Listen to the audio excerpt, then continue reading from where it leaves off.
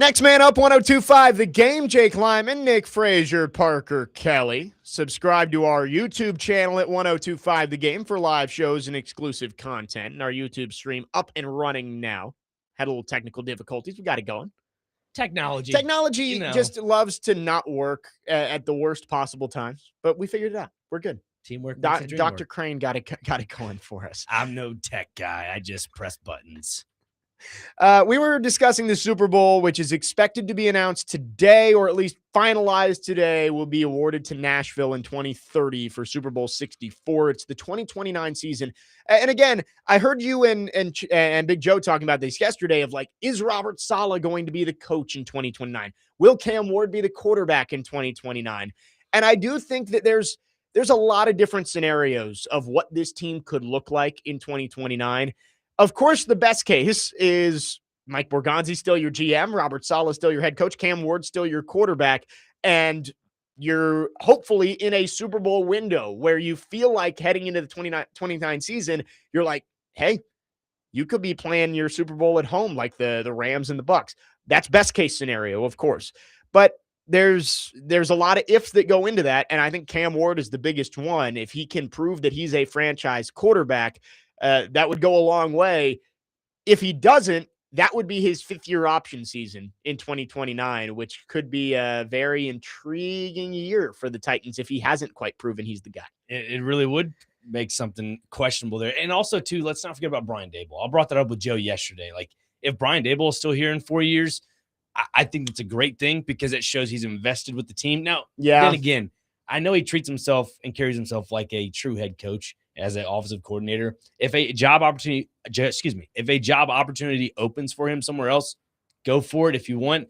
But there's just something different about this roster and coaching staff right now. You follow me? Yeah, they've brought in the adults in the room. Again, that's the word. I heard Robbie say that, and I think it's perfect. Like, you've got guys with experience who have proven that they can do their job. Saleh would be the exception there of like, okay, he needs to prove he can be an NFL head coach, but he's done the job before. I would disagree with you. I think it would be better for the Titans if Brian Daboll is not here, but also it could be worse for the Titans if Brian Daboll is not here. It depends on which way it goes.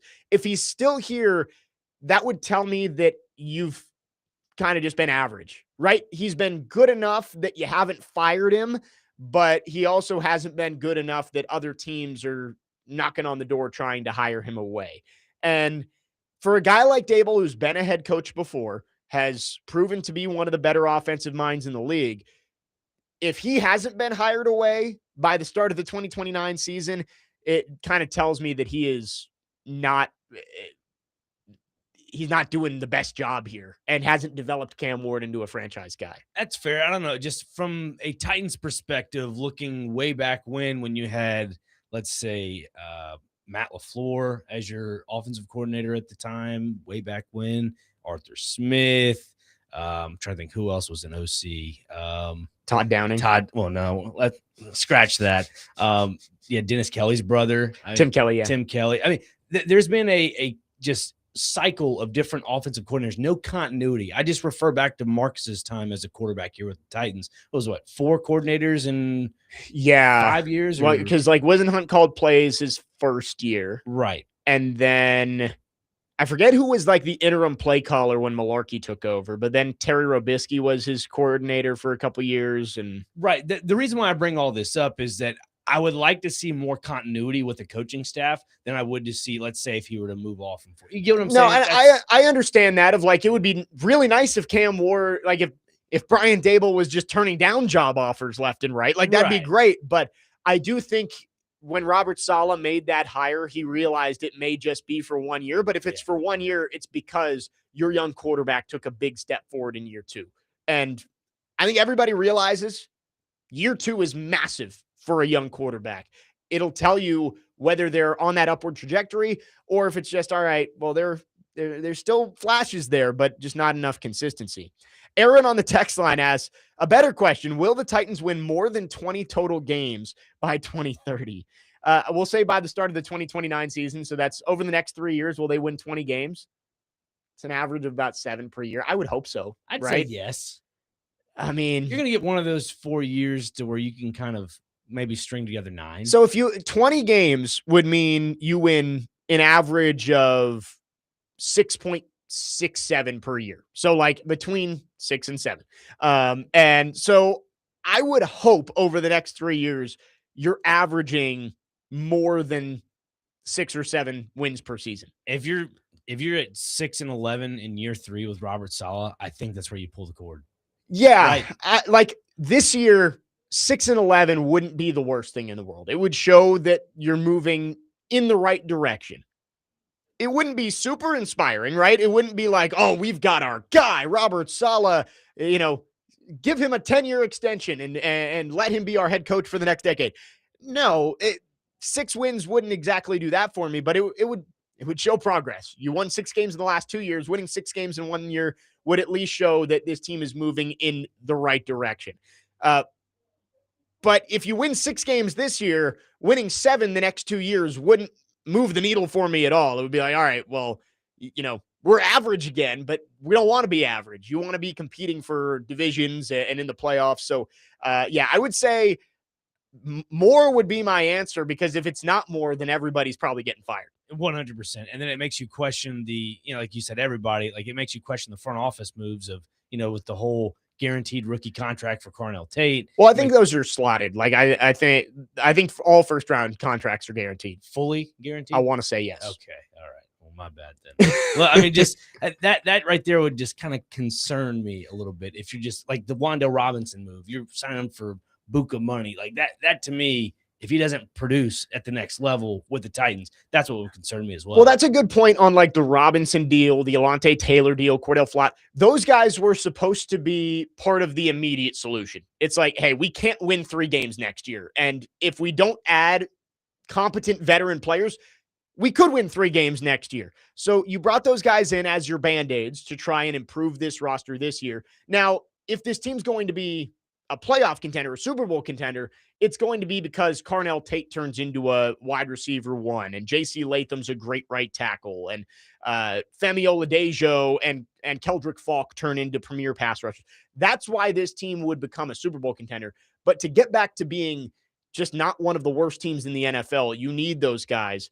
And I would say if you're going 6 and 11, 7 and 10 over the next 3 years, it probably shows you that the young guys haven't taken this step. Maybe the floor has been brought up, but your ceiling just has not been improved enough, which is an indictment of the guys you've been drafting. Yeah, and that's why it's so important for this draft class specifically to produce this year. Like you need to have something to build off of, because looking at Spotrac, I was yesterday, I was talking with Joe, there's like going into 29-30 season, there's I think like maybe this draft class and Cam Ward and Cam Ward, 4 other players that are going to be into that 5th year. Right. That's it. Cam Ward has that 5th year option, which you would hope you pick up, obviously, but like you would hope he's extended before then. If he's not extended, Marcus played on his 5th year option and was benched 6 games in. So that's not usually what you want, to have your top 5 pick quarterback playing on his 5th year option. But he will be under contract for that. But besides that, you're right. I think the only players under contract would be this year's draft class, and that would be it. Yeah, and it just makes you wonder, like, let's make sure there's production. Again, to the point of, like, the young players like Pat Coogan, Nick Singleton. Like, yesterday, Joe and I were talking about, Nick Singleton's Jones fracture in his foot. Same injury that Derrick Henry had a few years ago. So it makes you wonder if that, obviously you have all the resources now to make sure that's fully healthy, but make sure he produces. As a 5th round pick, make sure he produces. Well, yeah, I think a lot of the young guys in each of the last 2 drafts, it's like you need production from your top picks. Like if this team's going to be good in the next few years, obviously Cam Ward has to be the guy. Carnell Tate, Keldrick Falk, Femi Oladejo too, I would put in there. Anthony Hill, like those guys, you pick them high enough, they have to hit if this team's going to turn around. But if you can just get a couple of those late round guys, like if Jackson Slater and Pat Coogan become starters on the offensive line, if Marcus Harris is your starter at nickel, if Nick Singleton ends up being a starting running back, like that's huge. That's huge to have those guys being part of it and could accelerate this rebuild process as the Titans try and get back to being competitive. 615-737-1025. Coming up in the second hour, we're going to talk specifically about Cam Ward heading into year 2 and where he stands among NFL quarterbacks. But coming up next, we'll wrap up hour number 1. Wanted to get Nick Frazier's thoughts on Nashville SC quickly after a big win on Sunday. 615-737-1025. Jake Lyman, Nick Frazier, Parker Kelley. Next man up, 102.5 The Game.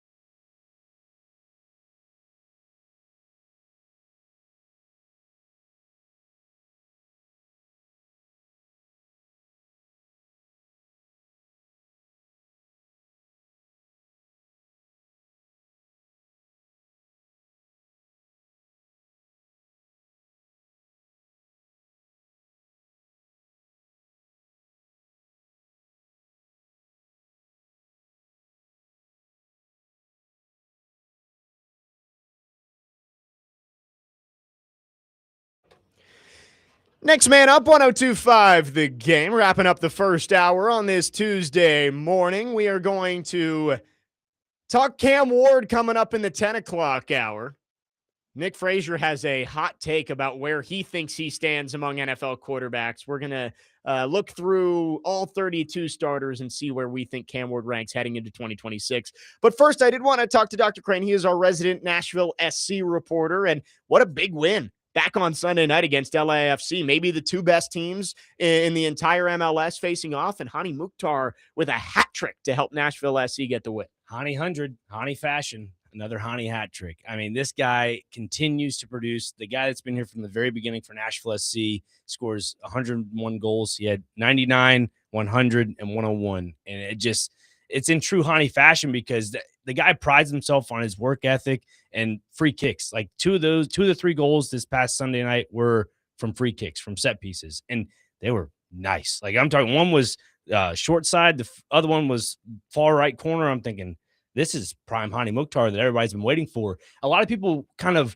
overlook Hani the last couple seasons. He hasn't been scoring the same amount of goals because the system BJ Callahan runs is completely different from what Gary Smith ran. And when Gary Smith would score a goal or two, he'd sit back and park the bus.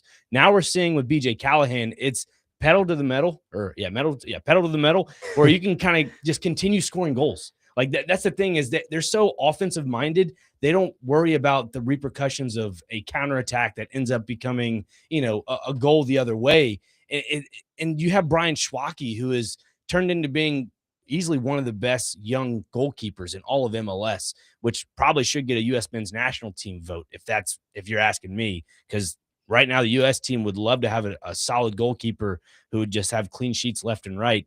But when you get back to the formations of this team and trying to create offensive attack, it all started with Andy Nahar. Obviously, Andy Nahar goes down midweek on Wednesday at New England, and they won 3-0 in that game, which was another convincing win with guys like Brian Acosta scoring 2 goals.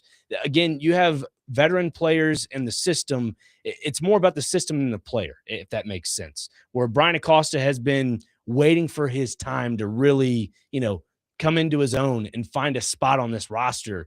Now he has done that with the likes of Eddie Tagseth and Patrick Yazbek being injured. He has all the opportunity in the world to say, hey, I belong on this team. Same thing for Hani Mukhtar. I think it was not more for him to prove that he could still do it. It's more the fans knowing that he's still there. And I think a lot of fans already know that he's still there. It's just they want to know if he could still have that production of scoring 3 goals in a game. Right. A few years ago, it was the Hani show, right? Yes. Like there was not really anybody else that Nashville could rely upon. And now it's good you have other options, but Hani Mukhtar can still get it done. And I did see people talking on social media after the game on Sunday of like, where does Hani Mukhtar rank in terms of Nashville athletes all time? This too. Like I saw somebody say he might be the greatest of all time. And I was like, I don't know. Like the longevity is not there. And there's been so many great Titans and great Predators, but he's definitely up there considering what he's been able to do and growing this Nashville SC team into where they are today as one of the best teams in all of the MLS. Yeah, he's a foundational piece of that club. In my opinion, I would see a statue for Hani Mukhtar out front of Geodis Park at some point after his career is over with. But where he ranks amongst Nashville athletes, I don't know, man. It's tough to say. I don't know if top 15. I'd say maybe top 20. Yeah. Is that fair? Honestly, I would say maybe higher. Like 25? No. Like, like closer to the top. Okay, yeah. okay. Because, I mean, you look at the Titans, Steve, Eddie, Derek, like those are always going to be remembered. Frank Wachek. Well, yeah, there's a lot of names up there, but in terms of impact on a team and on a city, I know that Nashville SC doesn't get as many eyes and attention as the Titans and Preds do, but like Hani Mukhtar has been the face of that franchise for a long time. So I do think he deserves a lot of credit. For the Preds, I mean, Pekka's got a statue outside the arena. Like I would probably say he would be higher than Hani, but like Shea Weber. I think I would say Hani is probably easily top 10 when you look at just the pro sports teams in Nashville and the impact that they've had. I think Hani, with what he's done, he's got to be in the conversation. Yeah, I mean, I would say top 15. I mean, top 10, yeah, maybe. it is really tough to put him in a category with I'd say a sports market that's developed from 99 on. And Right. this is a team that's kind of developed in the early No, it's a good point. The longevity is not there, not just of Hani, but of the team, right? Like there's not Nashville SC isn't quite as entrenched in Nashville culture as the Titans and the Preds have become. And it's getting there. Like, don't get me wrong, it's getting there. And I think another thing you could add to this is saying, well, he's won a championship. I was like, that is very true. I would say though, and I saw somebody said that, like, well, he's got a championship. Yeah, the Titans. I was like, would you say the U.S. Open Cup is more impressive than an AFC South title or winning the Western Conference and going to the Stanley Cup? And like, that's valid. I would say that those are probably more or equally impressive as winning the U.S. Open Cup. Yeah, I would say AFC, and again, it's a guy that is covering the soccer team. Like, I would say AFC championship. Right. The Titans went to the Super Bowl. Preds have gone to the Stanley Cup final. I'd put it right under that. Like, if I had to go like quarterfinal type atmosphere for NFL football, that's kind of where I put U.S. Open Cup. Yeah. And I think it's just because of the way the U.S. Open Cup is structured, and meaning like the format and how teams play in it come from different divisions. Like, it's not the best of the best, but yet it does take a lot of strategy of how you structure your roster and how you play, certain formations against certain teams, because again, those lower division teams, they're scrappy, so they can be a bit complicated when it comes to trying to score goals against them. So I'm not discrediting the championship, not discrediting anything whatsoever. It's just I don't know how to equate it to other sports. It's a tough conversation. It's not like winning the MLS Cup or even like the CONCACAF Champions Cup. I think you could say like that might be the best championship that this city has won. If I were to say CONCACAF Champions Cup in conversation with AFC Championship, I would say it's over that. Yeah, like that is a much more prestigious championship and trophy than the U.S. Open Cup. So I understand what people are saying, but also like I don't know if that can be your argument for Hani Mukhtar being one of the greatest in the city. I think he's up there, but like I saw somebody said number one. I was like, I don't know. The Boys in Gold back at home Saturday, taking on New York. And is that the final game before the break for the World Cup? That is correct. Yeah. And right now, Nashville, I don't believe on my brain, I have to double check any players playing in the World Cup. Maybe Ahmed Qasim, because he now qualified his nationality to Iraq. There we go. I wanted to make sure I pronounce that properly. Good job. So there's that. Patrick Yazbek, who was with Australia, obviously has a quad injury, lower body injury. So we'll see how that plays out. I don't think he'll be back in time for the World Cup. And maybe Brian Schwacke gets a call up. That'd be nice to see a goalkeeper for Nashville get a call for the World Cup. I believe I saw somebody tag U.S. men's national team on one of his saves from Sunday night. He has been very impressive this year. And the fact that this guy keeps cool, calm, collected, and he's bilingual too. So you have center backs that are Spanish speaking along with English speaking. That's cool. I think that's pretty neat. Yeah. That's a good thing to add to your repertoire. That's, you're probably necessary to be able to communicate with the guys in front of you. So Nashville SC, they have the most points in the MLS right now. One more game before the World Cup, right? Crazy that the World Cup is 4 weeks away, basically? Yeah. Let me add one more thing about Nashville. Yeah, go ahead. We'll go to break. If you haven't catched the game yet or not gone out to Geodis Park, I highly recommend it. Yeah. And I'm not trying to just, sunshine pump, whatever. Nashville sports, if you want to embrace Nashville sports and make sure Nashville SC is a part of the staple point of the Titans, Preds, go out there and enjoy it. Yeah. Because the Sunday night, it was jam-packed. To me, personally, I think it was the most fans have ever seen it. It looked like a great atmosphere out there. So I will echo that as well. 615-737-1025 is the phone number. Hour number 2 is coming up next. We will talk Titans. Where does Cam Ward rank among NFL quarterbacks heading into 2026? I want to get Dr. Crane's thoughts on this because I think his answer is going to be significantly higher than my answer. Jake Lyman, Nick Frazier, Parker Kelley, next man up, 102.5 The Game.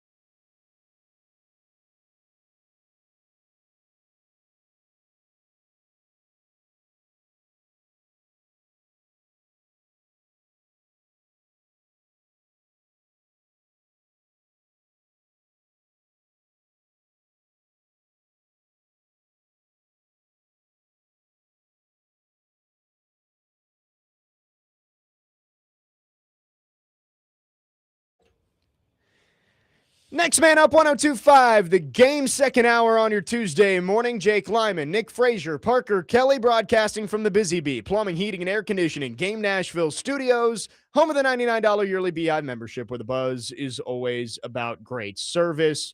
Going to talk Cam Ward here in hour number 2, but first let's go to our phone lines, driven by WilsonCountyHyundai.com. Edward is called in. Edward, thanks for calling. Good morning. Morning, guys. Can you hear me okay? Yep, we got you. My daughter played soccer in college. She met her future husband from Ireland after school. He played for the men. And she moved back over to Ireland. He played professionally in a minor league in Belfast. But I asked him one time, I said, where do you rank America, the MLS league, in the world? Because you very well know that's the main sport in the entire world. Right. And he said, well, let me ask you first, though. What do you think he would have ranked the MLS world in the world? I would have got 10th. I was going to say 6th or 7th, but you would know better than I would. 8th or 9th, he said. Okay. And you know the surprising thing about it? I said, that means probably the Premier League is number one. He goes, no. He goes, that Spanish league is unbelievable. I said, really? He goes, yes. And he said, the other league that has made huge strides in the last 10 to 12 years, Mexico. Yeah. So, anyway, just worthless information you now know.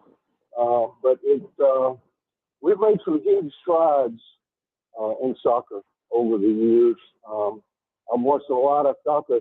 Him being from Ireland, I could tell he knew so many more things than the American players when you would watch him. But anyway, guys, enjoy your show. I am a soccer fan, and I appreciate you talking it. Okay. Yep. Thanks for the call, Edward. Appreciate it. That's actually kind of the same thing Corey Curtis just texted me, and Corey will be in with us tomorrow. He texted me. He said, when you talk about Hani Mukhtar's legacy, like you have to kind of mention too that the MLS is not the highest level of soccer, whereas the NFL and NHL are the highest levels of their sport. But anyway, let's get into the Titans. Please. Let's get into Cam Ward. You had a take last week, and this was on Friday afternoon, and I was getting ready for the Sounds game, actually. I was calling on Friday night, and I saw this take of you put a poll out of who would you take, Jalen Hurts or Cam Ward? And you were arguing for Cam Ward over Jalen Hurts. I've got to just hear you out here because I'm sorry, like things can change. And maybe a year from now, we're having a different conversation if Cam Ward takes a big jump and Jalen Hurts takes another step back. But we are 15 months removed from Jalen Hurts winning a Super Bowl. So I'm going to disagree with you and say I would still take Jalen Hurts over Cam Ward. Yes. So the question was specifically, Joe said, which quarterback would you take now? And I know there was some wording on Twitter that I may have messed that up a little bit, but which quarterback would you take now? Cam Ward or Jalen Hurts? And I told Joe, I said, give me Cam Ward every day of the week because Cam Ward's coming into number 1 overall for the Tennessee Titans, 4th overall pick, Carnell Tate. You have Wan'Dale Robinson, who's coming in with Brian Daboll from New York Giants, that is the same continuity with the offense. Gunnar Helm, who's going to take hopefully another stride. And again, I try to keep the potential aspect out of this. I'm just looking at the certain roster construction right now. The Eagles, depending on what happens with A.J. Brown, that post-June 1st trade with the New England Patriots, it just continues to loom over everybody's head. If that ends up happening, you now have Mekhi Lemon, Devontae Smith, Eli Stowers from Vanderbilt, and Mekhi Lemon. Yeah. You said Mekhi Lemon. Yeah, you're good. No. So, like, you're going to have to adjust to all that. And again, when you look at Jalen Hurts, the style of his game, somebody on the text line last Friday called him the tush push merchant, which is pretty funny. But that is an aspect of his game. Like, he's a strong quarterback that can do that, but at the same time, he's a game manager, and that's something that Jalen Hurts, I will give him the one up on. He's developed well with his game as being a really good game manager, and that you have to be a really good game manager in the NFL. For me, with the Tennessee Titans, I like the young, reckless approach to where you can just go out there and see points on the field. Again, yes, Jalen Hurts has been in the league a lot longer than Cam Ward, But I trying to leave the upside aspect out of this. I like the intangibles and the skill set out of Cam Ward right now over Jalen Hurts. So if the question was, who would you take for the next 5 years? Sure. I think an argument could be made for Cam Ward, but it would take a whole lot of projection, right? Like you'd have to be projecting Cam Ward taking a big leap in order to get there. Right now, I don't know if I could say that I would take Cam Ward over Jalen Hurts, just because we've seen Jalen Hurts, and the two best games I think he's played were the two Super Bowls he's played in. Sure. And so I'm giving Jalen Hurts not even a slight edge. It's not a question for me. I would take Jalen Hurts over Cam Ward. Yeah. But obviously that can change based on the way things go. And Jalen Hurts won't have AJ Brown most likely next year. Right. And it's going to be an adjustment for him. He did take a step backwards last year, still made the playoffs. We'll have to see what ends up happening. So I have a question for you that will lead into my next point. How good is Malik Willis when he was at Green Bay? How good do you think? You think he was a top 32 quarterback? Maybe. Okay. That offensive coordinator is now with the Philadelphia Eagles. Okay. Sean Mannon. Yeah. So Sean Mannon is going to have to adjust to the way Jalen Hurts plays. Yeah. That's my biggest concern. Whereas you see Brian Daboll, who's made, multiple times behind a microphone saying, I would have traded up for Cam Ward, and know that his skill set is pretty similar to Jackson Dart. So the transition of a quarterback like that to go from New York to Tennessee, I wouldn't say that much of a difference, but the way that they play, like the way Cam Ward plays outside the pocket, he likes to improvise a little bit. I think that is what makes him, for me, that's what sets him apart from Jalen Hurts. I'd rather see a quarterback that can improvise outside the pocket than have a true game manager. Okay. I mean, and again, it's all off opinion, and that's what I'm prefer. I'm glad you have something to back it up. I'm still taking Hurts right now. And again, things change year to year. Guys take big jumps, guys take steps back. But heading into 2026, Cam Ward did not show me enough in his rookie season that I'm going to take him over a guy who just won a Super Bowl a little over a year ago. That's fair. I just see a not regression from Philadelphia, but a struggle bus the first couple weeks. Yeah. I guess we'll see week 2 exactly. Here in Nashville. 4312 says my one-legged neighbor could have won the Super Bowl quarterbacking that Eagles team. Hurts got carried. I would go rewatch that game. Jalen Hurts, his better game was actually in the Super Bowl they lost. I think that is the best game I've ever seen Jalen Hurts play. But we're talking about a Super Bowl MVP. He played great in that game. I mean, he made big time throws, and the defense helped him. DeJean had the pick 6, and the pass rush swarmed Mahomes. I agree. You didn't need him to be a great quarterback in that game to win, but he did play well. Yeah, he played well. And again, to reiterate what the initial question was from Joe, which quarterback would you like to have right now? Okay, and I'm taking Cam Ward. And again, no discredit to Jalen Hurts. He is a phenomenal quarterback. Don't get me wrong. A phenomenal quarterback. Super Bowl MVP. I mean, there were people heading into last year. I don't know if anyone would say this now. Heading into last year, calling him the 5th best quarterback in football, which I disagreed with at the time. Yeah. But I think he was firmly top 10. I would probably put him top 12 to 15 right now. Yeah. And I would not put Cam Ward in that conversation. Was it last year the NFL, they put out like a tier 1 quarterback, tier 2 quarterbacks? You know what I'm talking about? I think I know. Yeah. A big old article. Cam Ward was at tier 5. Yeah. They had Jalen Hurts, I think, in 4 or 3. Yeah, I forget where he was. But yes, I do remember the article you're talking about. So again, I'm not trying to base it off of the tiers, not too far off, but I just would rather take the young buck right now over anybody. All right. Well, I wanted to ask the question and widen this a little bit. Where in the NFL? So you said like top 10, top 15, top 20. Where would you put Cam Ward heading into 2026? I went through and I listed the quarterbacks I would take Cam Ward over. Okay. I want to know if you have any additions to that list. We'll also get to your phones. We see you. Wait. Yeah. You said you'd take him over anybody? No, he said over Hurts. Over Hurts, but at the end he did say like I heard Cam Ward over anybody. And I'm just expressing. No, hang on. I'm just expressing my confidence in a joking manner. That's what it was. It wasn't. Thank you for catching that part. I was like, you take him over Mahomes, Lamar? No. Not to the T, but that was just more to express my just fun interaction with this. So, yeah. We will get to your phones as well. We see you waiting. 615-737-1025. Our phone line's driven by WilsonCountyHyundai.com. Tennessee Brewworks is the official craft beer of the football offseason coverage here on ESPN 1025 The Game. We will go through where Cam Ward ranks among NFL quarterbacks entering his second year after this. Jake Lyman, Nick Frazier, Parker Kelley, next man up, 1025 The Game.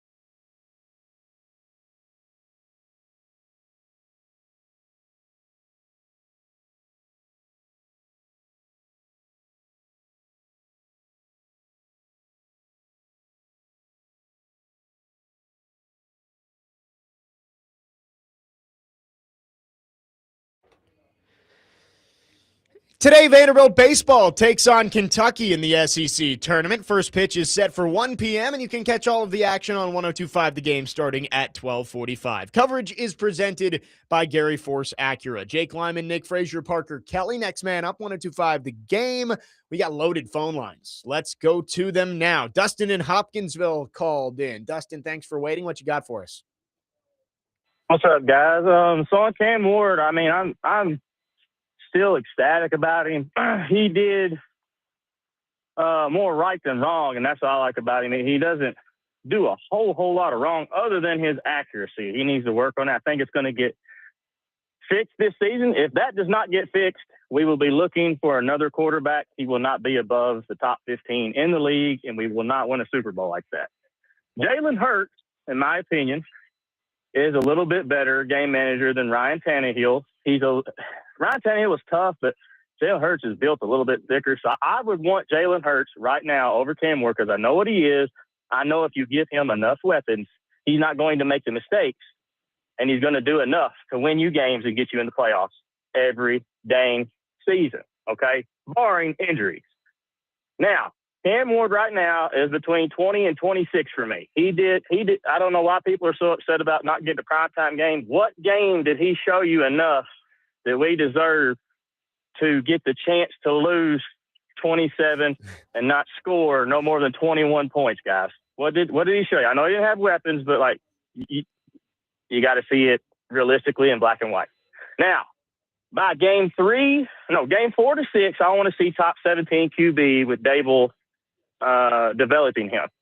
By the end of the season, he needs to be no worse than top 15 for me, and I'd like to see him in that top 10 range for us to 12 because 12 can win you a Super Bowl. Jalen Hurts is right there. Like I said, he's more of a game manager, but he still has the tools to win. He's smart upstairs.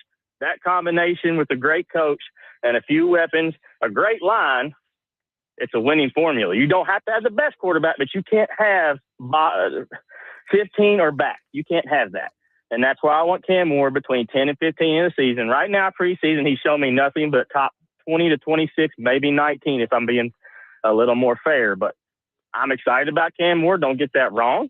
I'm still optimistic. But he hasn't shown me anything that he's going to win us more games than he's going to lose. Get that accuracy down, and that's going to change a whole lot, that one thing. No, it's a good point, Dustin, and I agree with you. Cam Ward has not shown us enough right now that you're willing to say he's a top half of the league quarterback and probably not all that close.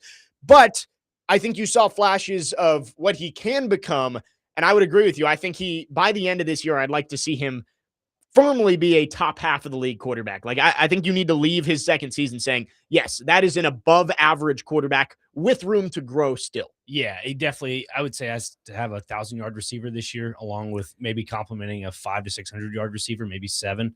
I think that's kind of the ballpark range, what you want to see. You look back at New York when Daboll was kind of facilitating that offense, Wan'Dale Robinson and Malik Neighbors was like that 1-2 punch. Yeah. That first year with Wan'Dale and Neighbors had roughly, I think, 1,200 yards. 1,200 yards, give or take. Then you had Wan'Dale at I think 695. Yeah, it was somewhere in there. Yeah. Following season, Neighbors goes down. Wan'Dale becomes that versatile wide receiver 1, has over 1,000 yards, just eclipsed it, and was that go-to wide receiver. So for me, that's why I have that extra confidence into what I like on this Titans offense is the weapons. Whereas you look at this Eagles offense, again, that whole A.J. Brown point. He's probably not going to be there. Wait and see. You have 2 new weapons on that offense that have to get the playbook down. And I believe the Eagles didn't start OTAs yesterday, right? No, I think it was 8 teams. I don't think they were one of them. Yeah, so the Titans are one of those 8 teams. Again, I'm not saying that's the upper leg to whatever everything's going on right now, but I do think that does play a factor into these younger players trying to get that offense down. And one more thing before we get to a caller is if you look at the 2021 season for Jalen Hurts, 3,144 yards, 16 touchdowns, 9 interceptions.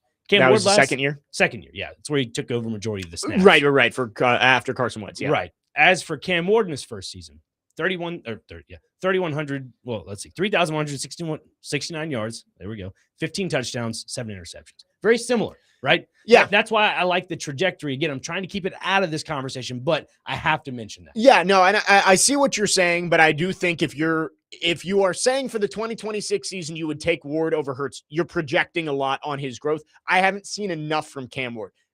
Maybe 5 or 6 games into the season, like Dustin said, under Daboll, maybe you start to see that growth and that consistency, and it's like, all right, yeah, maybe this guy is in that conversation. And I just don't think he's there right now. Also, the what ifs to that Denver game, if Calvin Ridley doesn't drop those passes as well, trying not to go back and play that game, but catch those passes, the development of Cam Ward, I think, excels a little bit quicker than people think.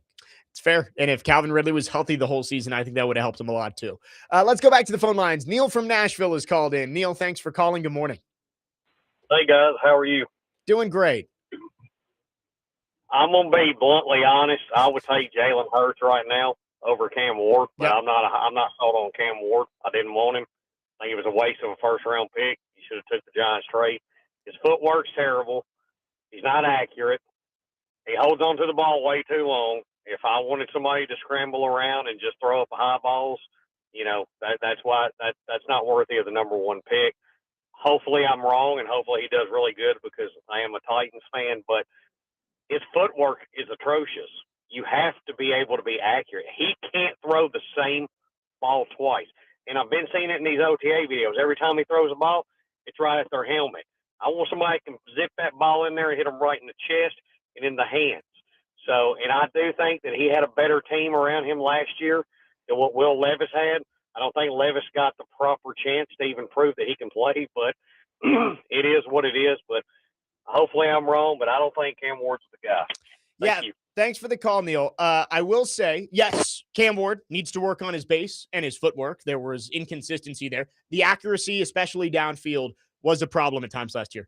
But you're supposed to hit the receivers in the face. Like that is what they call a dime in the quarterback world, is if you hit your receiver in the face mask. That's where you're supposed to put it. Yeah, it's catching them in stride with the pass. That's the primary thing you want with a wide receiver and a quarterback. Well, if you put it on their chest, it's a little more of an awkward, when you're trying to run, it's awkward trying to catch it. When you can reach up and catch it here, that makes it easier for them to catch it and keep running. Because you're leading them. That's Right. what you're doing. You're leading them with the pass. Whereas if you put it in the numbers, you're kind of throwing it behind them like you're missing. Yes. But I do agree with a lot of what Neil said. Cam Ward has a lot of growth to do, but I do think we saw some of that growth later on in the season.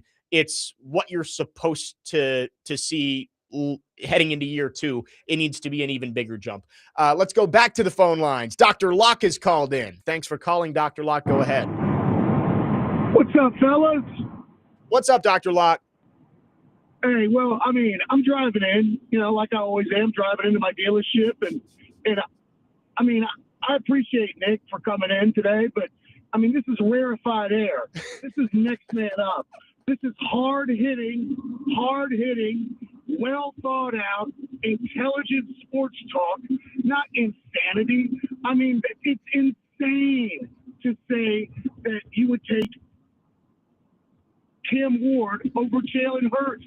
That's an argument that belongs on DVD or Big Joe or any of the other nonsense, but not on Next Man Up. Not with my man Jake Lyman and my favorite Parker Kelley. Look, it's insane to bring that to this amazing show. There's no basis. There's no argument. You got a kid that literally has the worst deep ball in the league. I mean, he's a young guy, and hopefully he catches on. He had a couple flashes, but there's only maybe a handful of quarterbacks that I would take that I would say he could start over in the league right now. I mean, insane argument, Nick. Dr. Locke, hang on. If it was, let's say, 25 seconds on the clock, all right, and you had to go 90 yards down the field, which quarterback are you taking, Cam Ward or Jalen Hurts? Jalen Hurts. Really? A Super Bowl MVP that did not melt when the game was on the line. Yeah, he had a team, but he won a Super Bowl. Come on. Yeah, man. I mean, look, I give Jalen Hurts all the Insanity. respect. Yes, the guy's a Super Bowl winning quarterback, but I would rather have a quarterback that can improvise outside the pocket, that can throw the ball a million miles down the field, rather than have a guy like Jalen Hurts who can throw it probably about, I'd say, 50 to 60 yards, and it's a toss-up at that point. So you want Joe Milton? No, not Joe Milton. Look, No, Joe Milton is the bottom of the barrel. This is Next Man Up. This is the best show right now on the entire 1025 network. You can't bring that trash argument. Go to Big Joe, go to DVD. Don't bring that on Next Man Up. It's killing my ears. That's where, hey, Doc Clark, that's where it started on Chasing Big Joe. We are borrowing this. It has morphed to other shows, so it's not my call for that. it needed to stay there. Don't bring that trash on Next Man Up. Well, I Thanks appreciate the feedback. thanks for the call, Dr. Locke. Have a good one. He said there are only a few starters he would take over he would take Cam Ward over. I've got my list. We'll do that coming up next. I got a list of the starters that I think Cam Ward, heading into 2026 this season, that I would take Cam Ward over. We'll do it after this. Jake Lyman, Nick Frazier, Parker Kelley, Next Man Up, 102.5 The Game.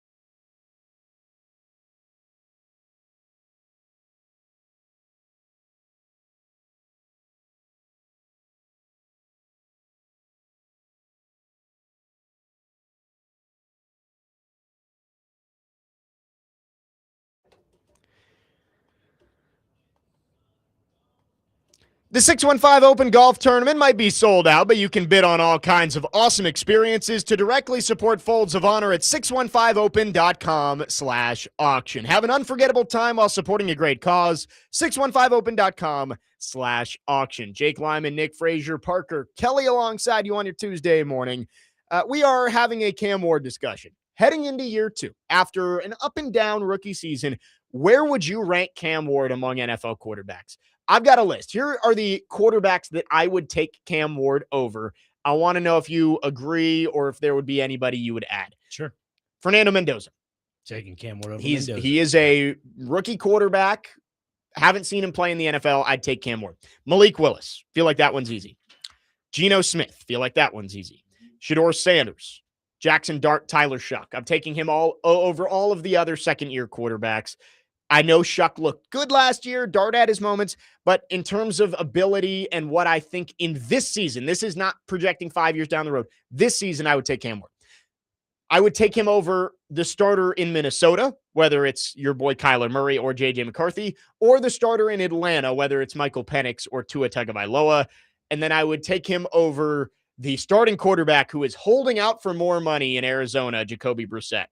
So that's 9. So wait.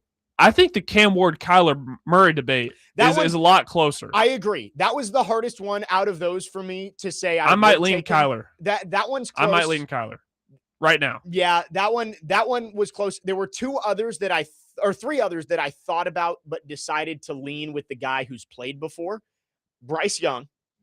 He went to the playoffs last year. I'm going to give Bryce Young a slight edge there. Aaron Rodgers. Just because I think he's going to take another step back as he's 42 years old. And then Daniel Jones. Like Daniel Jones coming off the Achilles, I'm not 100% sure. I decided to lean with the veteran there, just maybe a little more proof of concept from those guys, but those ones were tough. So that puts Cam in the 20 to 25 range right now. Okay. And I think that's fair. I would say, I think if I add all those up, I have him as like 23rd or 24th. But the other 3, I think it's close. But Cam Ward is probably a bottom third of the league NFL quarterback right now, which is fine. He can't be that at the end of this year. 100%. You can't be that at all. And it just, it to me, I get the whole Kyler conversation. It just is so funny to listen to because that was somebody I harped on a few years ago. Yeah, you were big on Kyler Murray. Cam Ward. Now everybody's starting to see how hard it is to figure out. But again, that's the lower half of the league. I would say 25 to 23 range is respectable. I think that's where Cam Ward probably is realistically. But again, if you go and list off a few names comparing them to Cam Ward, for me, it's all subjective for me because I like the style Cam Ward brings. I like that. I wouldn't call it really reckless. It's just he's likes to improvise outside the pocket. Yes, everybody complains about his footwork in the pocket. I like the weapons they have around him. And that's just something that you're seeing now in the NFL. It's different. You have Caleb Williams in Chicago. That's a guy that kind of does the same situation. He's a little bit more flexible outside the pocket. Yeah. Early Patrick Mahomes in his career, a little bit more flexible outside the pocket, has that little run down the field that somehow gets 20 yards for a first down. Josh Allen was that way a little bit early on in his career. Lamar Jackson's kind of like, he's more of a runner than anything. Yeah. But, you just have some of those similarities and traits from these quarterbacks that have been in the league for 5 to 6 years. That's the same, again, trying to keep the trajectory out of it, but that is the trajectory I see in Cam Ward. I do think Caleb Williams is a good name to look at with Cam Ward that's the type of jump you would love to see this year. It was an inconsistent up and down rookie season. Didn't look great, but they added him some weapons for him. Drafted Colston Loveland. They brought in Luther Burden. And you saw a development of a guy like Roma Dunze, who was a first-round pick the year before. And then you also brought in a play caller for him. You brought in an offensive mind in Ben Johnson, who is going to be his guy. Titans have done similar things, maybe not as much on the weapon side of it. The offensive line needs some work, but you brought in a guy who can be his play caller, can be the offensive guru. I think Caleb Williams is kind of the jump that you're hoping you get out of Cam Ward. I think it'd be tough to see Cam Ward make that kind of jump in year 2. I don't think it's going to be that big, but I think anything, 70%, 80% of that would be a really strong improvement in year 2 from Cam Ward. Yeah, and again, the schedule kind of favors him a little bit. Like, you go past, I'd say, look at the division. If you can split with, I'd say, Jacksonville and sweep Indianapolis and maybe split with Houston, you're in really good shape to kind of be on that same trajectory as a Caleb Williams, like you're talking about. I mean, they won the division last year, which I don't think the Titans are going to win the division this year, Right. but I do think that the schedule is more favorable, especially at the beginning. You start with the Jets, and hopefully that can be a good launching off point for Cam Ward. But I think we said similar things heading into Will Levis's first full season as the starter back in 2024. It was, okay, he's got the Bears in week 1. Like that's a matchup that you feel pretty good about. And he looked good for a minute, and then it fell apart, and he never got the wheels back on the track. Cam Ward, I think, has to get off to a strong start and use that momentum moving forward. I got a couple of names I want to ask you, because I know you're probably a little higher on Cam Ward heading into this year than I am. Sure. Even though I believe in Cam Ward to be the franchise quarterback. I just don't think or that he's going to develop into that. I just don't think right now I would take him over Jalen Hurts. Jaden Daniels. Interesting. Would you take? I mean, I would take Jaden Daniels over Cam Ward. Off the situation when it comes to offenses, like talking about weapons and just the quarterback. Just the quarterback. Yeah, probably Jaden Daniels. Okay. Let's see. See, this is different from the exercise that was Friday. It was like, which quarterback would you have now? In the situation? Yeah, in the situation. That's why I chose Cam Ward for the situation. A lot of these are pretty obvious, like one way or the other. Baker Mayfield. I'm going Cam Ward. You're going Cam Ward over Baker.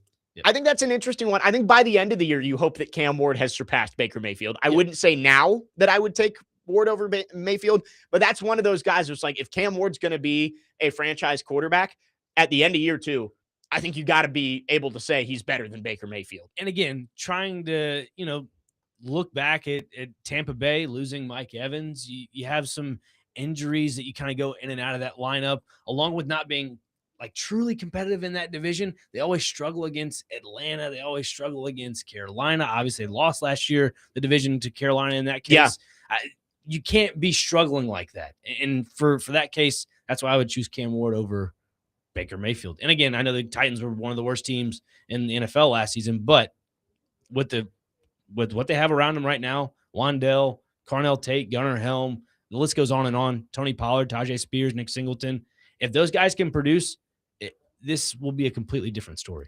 I think that's the hope, but obviously you got to see it before you can believe it with Cam Ward. It's tough to keep the trajectory and the expectations out of this conversation because of the lack of statistical numbers behind Cam Ward under his name right now. I mean, yes, the whole Jalen Hurts, Cam Ward back and forth here, but stylistically, I would rather have a guy like Cam Ward over a guy like Jalen Hurts. And that's kind of how I look at this list that we're going through. Yeah, and with Cam Ward, I think there's a different conversation to be had about what he is and what he can be. Right. Like I was on board 100% with taking him number 1 overall. And after year 1, it was inconsistent. There are definitely some issues that need to be fixed, but I still think Cam Ward can be the type of guy that is a franchise quarterback. But right now, just based on what we saw in year 1, I don't know if you can take him over a guy like Baker Mayfield, who has shown maybe not 100% consistently, but can be a winning quarterback in the NFL. We haven't seen that from Cam Ward yet. Yeah, you're waiting for that one breakout moment, like a game-winning drive. I think he only had one, which was Arizona. Yeah, he had the Arizona one, which was kind of handed to you on a silver platter. He did have the game-tying drive against Houston with the throw to Chig down the sideline and then the touchdown to Van Jefferson. But you're right. Like the other 2 wins, the Browns game, they were in control. Browns made a little run at the end, but Cam Ward wasn't really asked to do a ton in that game. Yeah, that was Tony Pollard's 2 touchdowns. Right, and they were set up with short fields a couple times because Shedeur Sanders turned the ball over. And then on the other side of the Chiefs game, it was the Chiefs with, who was their starting quarterback? Chris Oladipoon? Yeah, Oladipoon. That sounds about and it's right. like... Because Gardner Minshew went down the week before. Right. Or no, did he go down in that game? No, yeah, it was the week before. Yeah, it was the week before. So, yeah. Chris Oladipoon was the starting quarterback. Like, they won that game because it would have been hard to lose that game to a guy like that. Dustin from Hopkinsville says, there's one I'd take that's considered top 10 behind Ward. Dustin says he'd take Ward over Justin Herbert. Which Stop. he says something doesn't sit well. No, Justin Herbert maybe never gets into that elite tier with Allen and Mahomes, and I still put Burrow in there, even though the team around him hasn't been great. But Justin Herbert is pretty clearly a franchise quarterback. I would say you can put him in a conversation with like Phillip Rivers. Phillip Rivers never won the postseason, but he was a good, productive quarterback for a very long time with the Chargers. Chargers fans may not love that because it doesn't mean you're going to win a championship, but Justin Herbert definitely is a top 10 quarterback right now. Cam Ward is not close to that. Yeah, there's a little bit of a gap there when it comes to Herbert and Ward. And yeah, the guy's a gunslinger. And that's, again, the hope with Cam Ward is you want him to be a gunslinging quarterback. 615-737-1025 is our phone number. We'd love to hear from you. Our phone line's driven by WilsonCountyHyundai.com. We will finish up hour number 2. After this, we'll take your reaction to this conversation. Where do you think Cam Ward ranks among NFL quarterbacks heading into his second season? Jake Lyman, Nick Frazier, Parker Kelley, next man up. 102.5 The Game.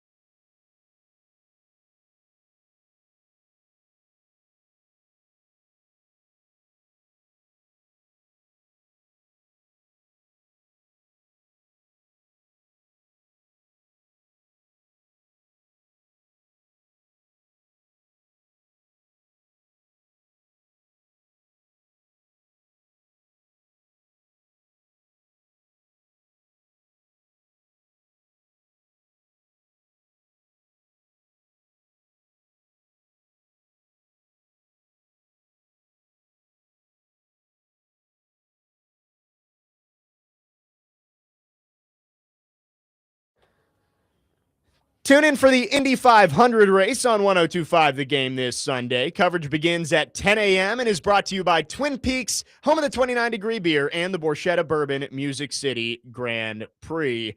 Coming up in hour number 3, we will also give away some tickets. We've got tickets to the Sports Illustrated Resorts 250, so we will do that coming up in the final hour of the show.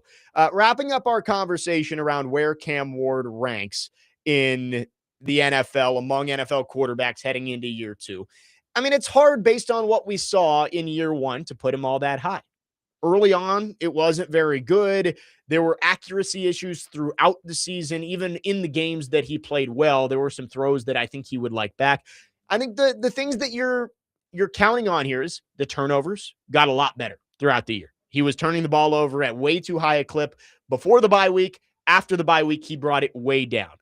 I think you saw the big play ability. He started to hit more of those downfield shots. So I think there's a lot to like about Cam Ward heading into this year, but I'm still in the mode of I've got to see it to fully believe it. But there should be optimism around him, especially with what you're saying of what they've given him this year. Hopefully a number 1 wide receiver and a competent play caller, which they did not have for most of last season. Yeah, which all just subjectively gives me the confidence that this kid will flourish this season. And like another quarterback to throw out there in comparison to, Cam Ward, CJ Stroud. Like I would take Cam Ward over CJ Stroud. Well, I would take the hopeful path of I would much rather have a meh rookie season like Cam Ward had. Like I think you have to look back at Cam Ward's rookie season and think that, all right, yeah, if you just put together a highlight reel of throws, you might think he's one of the greatest quarterbacks in the league. But you can't just look at the highlights. There were plenty of lowlights in there as well. But if he's able to become more consistent and take a step in year 2, I'd feel way better about Cam Ward than CJ Stroud, who got off to such a great start and has taken big steps back each of the next 2 years. So we'll see. I think we had the conversation with Corey Curtis last week of over the next 5 years, which of those quarterbacks would you take in the AFC South? Stroud, Lawrence, Jones, and Ward. And I think there is a strong argument for Ward just because you don't know how good he can be yet. Right. With Trevor Lawrence, I think we found the ceiling of Trevor Lawrence. Maybe not. Maybe there's more there, but he's been in the league for 5-6 years now? Something like that. I think you kind of have an idea that Trevor Lawrence is going to be a solid quarterback, an average quarterback, but not much more. CJ Stroud has taken steps backward the last few years. I think you might say Cam Ward would be the guy you'd choose out of those 4 for the next half decade just because of the potential and that you don't quite know what he's going to be yet. Yeah, and like with CJ Stroud, I think it's more the offensive line than it is him, maybe. Like that's the thing I'm trying to grasp my head around. Well, yeah. If the guy had such a great rookie year and then regressed after that, and Houston didn't do anything about the offensive line, then I think that's more on the line than the quarterback, right? Well, it's the CJ Stroud situation is just so odd. Of rookie of the year 1, and Bobby Slowick is one of the top head coaching candidates and doesn't end up taking a job, comes back the next year, struggles, Bobby Slowick gets fired, and they shuffle out all 5 offensive linemen last year.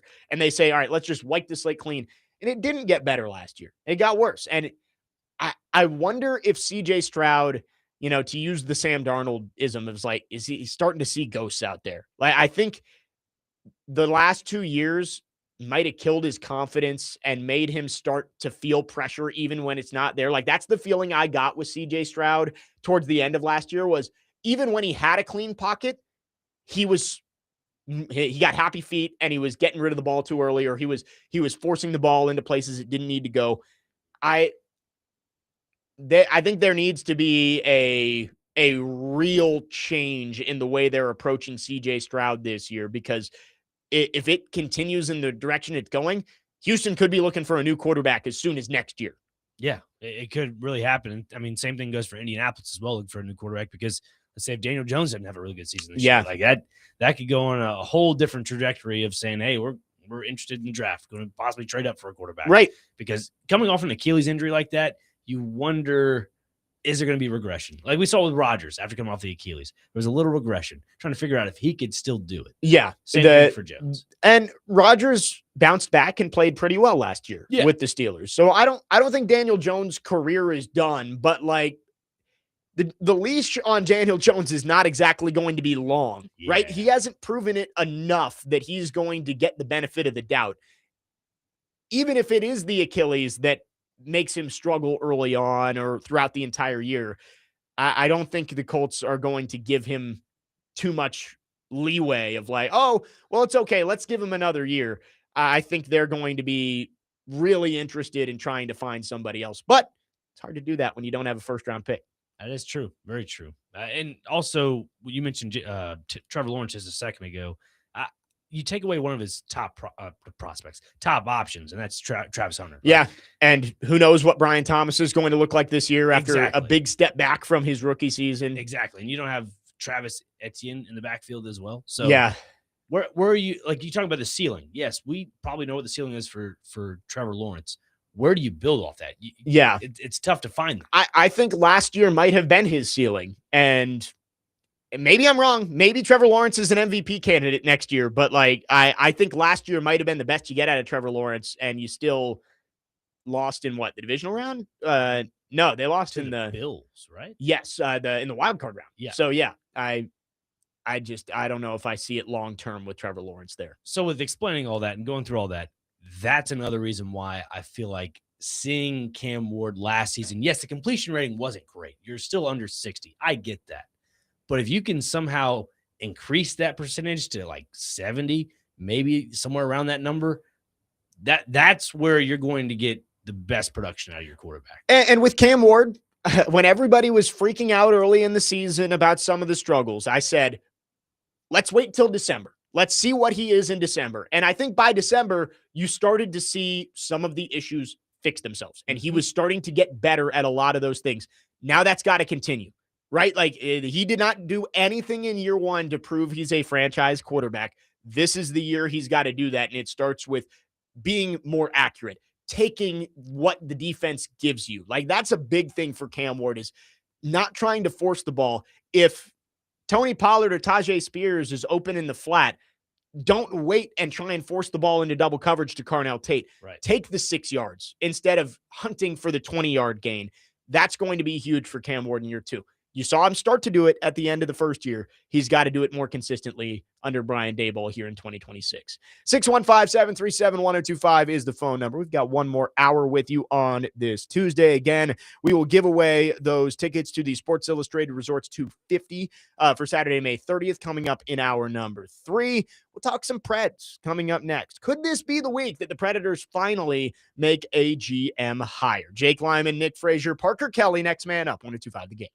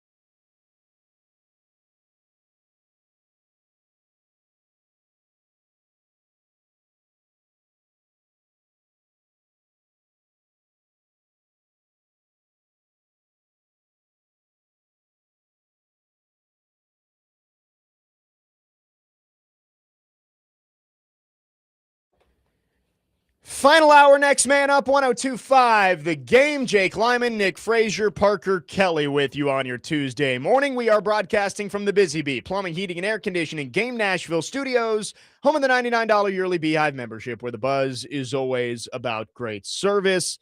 Lots of Titans talk in the first couple hours. Let's get into the Predators here, as we are still waiting for a new GM. Barry Trotz announced over 3 months ago that he was going to step down as the Predators general manager. Now, they said they wanted a new GM before the draft, which is still over a month away, but we've seen multiple GM openings come open and close. Toronto, New Jersey, and the Predators still out there looking for a GM. There's been a lot of speculation around why this is happening. Is the GM still with a playoff team? So the final playoff teams left, we can even include Buffalo, who was just eliminated. Montreal, Buffalo, Carolina, Vegas, Colorado. The name Darren York, the assistant GM with the Carolina Hurricanes, that was the speculation for a little bit last week. Elliot Friedman said he doesn't think that's the way that the Preds are leaning. It's just no one has any idea what's going on, which it's a good thing, right? Means that the Preds are keeping everything in-house. Their lips are sealed, but it is, I don't want to use the word frustrating, but it's just like, man, when is this going to happen? The Predators said they wanted their line in the water first, and it's still sitting there 3 months later. Maybe there's just a lot on the line. Maybe they put a little bit extra, put an extra worm on the line. Maybe that's the case. I don't know. Yeah, our fishing expert here. I mean, look, they got a bait caster out there on the line. I don't know, but it is a bit of like the anticipation is starting to build up now. Like, when is this going to be announced? And hopefully, I would say within the next week or two, right? You have to. Right, because there's a lot of decisions that have to be made for this new GM. And the draft isn't super important. We talked about this last week a little bit of the draft is going to be mostly dictated by the current scouting staff that you have. Right. Like Barry Trotz may not be the one making the decision, but his current scouting staff is doing all of the work that it takes for the draft right now. And Jeff Kelty said in his press conference last week that whether he's the GM or not, and I believe he did get an interview, that he wants to stay on. So there's going to be continuity here of the Preds' current scouting staff and front office to whoever the next GM is. But you'd like to get that guy in the building because there are other decisions, whether that's around the roster or the coaching staff, that need to be made right now and need to be made leading up to the draft in order to put yourself in the best position heading into the offseason. Yeah, because when you don't have all that set in stone, it now leaves your veterans and thinking, all right, what's the direction? You know, right. Like, again, this is, from the I guess, closing of the season when you had all the players at a little press conference scrums with all the media. I think it was Stamkos that said, yeah, this team still wants to be competing for a playoff He said spot. that's what they told him. So if that's the case, then where is the GM and all this? Where's president of hockey operations and all this? Yeah. Like, this has to be set in stone. I'd say within the next 2 weeks. It has to. Well, and that's why it's like every week I think, all right, maybe this is the week that it's going to happen. And every week passes and it's like, all right, when are we going to finally get this? I know that they could be waiting on somebody who is still in the playoffs. That's been the speculation. But I believe they're allowed to announce it in between rounds. So if it was Darren York, Carolina's been sitting around for a week and a half. Like, why could they not have made that announcement then? So maybe it's not him. We haven't really heard a ton of rumblings about anybody, Colorado or Vegas or Montreal. I know that some of the names that have been brought up, Bill Scott, who's with Edmonton, Florida. I'm blanking on the Florida assistant GM who was talked about as well. But Brett Peterson. Yeah, Brett Peterson. So there's been names out there that aren't in the playoffs anymore. And I'm glad to see that the Predators are searching far and wide. They're being thorough in this process, but eventually it feels like you have to make a decision. I want to say Elliot Friedman said about 3 weeks ago that they were entering the final stages. So maybe they do have somebody in place who's still in the playoffs. I just don't get why that announcement couldn't have been made in the last few days. I don't know if it's like they want it to be done all at once like you're talking about, like you want to have a coach and a GM at the same time, Right. or is it they want everything to be announced all at once? Like when the draft comes around, we want to announce the GM before that week or whatever it is. Yeah. Maybe that's the route. I just don't understand the timeline with this. Well, yeah. So like Barry Trotz, I guess he's still technically the GM, Sure, right? yeah. So there was not a GM opening. Like Barry Trotz is still sitting in that role until they find his successor. But you mentioned, I said to you during the break, last time the Preds made a leadership change, Barry Trotz came in, and for weeks there was speculation of, is he going to keep John Hines? Is John Hines going to be the head coach? And they announced one afternoon, John Hines is out, Andrew Burnett's in. They had already made the decision on who the head coach is. I'm not saying that's what's happening here, but the Predators are an organization. It was Bill Haslam and others who sat up there at the press conference who said, the next time we talk to you is going to be when we're announcing the next general manager. Like we are not going to make any public statements on this until it's done. I do wonder maybe if they found the new GM and the new GM said, I don't want Andrew Burnett as my coach. Maybe they're trying to do it all in one fell swoop and say, all right, we're going to do a coaching search behind the scenes too. We're going to find our guy, and then we're going to announce both of you at the same time. It's unlikely. I doubt that's what's happening, but I'm just kind of grasping at straws for what could be taking so long in this process. Yeah, because if that's the case, then I'm sure the veteran players like Stamkos, Marchessault, and Shea, and even Roman Josi in this case, I know the Worlds are going on right now, so you have a lot of those players playing international. Yeah.